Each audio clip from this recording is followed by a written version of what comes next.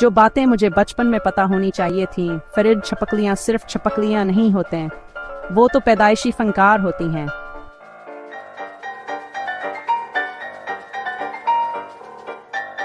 सच में, ये तो बेहतरीन ड्रामाई एंट्री के लिए ऑस्कर जीत सकती हैं। फरीद छपकली, जो अपनी गर्दन के गिर्द बड़े से फरील की वजह से मशहूर है, ऑस्ट्रेलिया के जंगलों में रहती है। जब इसे खतरा महसूस होता है तो ये अपना फरील खोल लेती है, पिछली टांगों पर खड़ी हो जाती है और कभी कभी तो एक छोटे से ड्रैगन की तरह भागती हुई नजर आती है।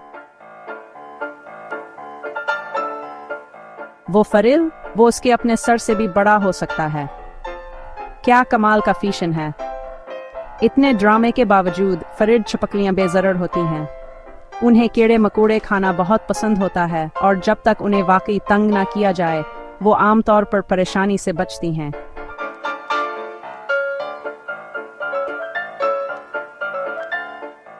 मजे की बात, इनका फरील सिर्फ जल्द होता है जिसे उनके जबड़े की लंबी हड्डियां सहारा देती हैं।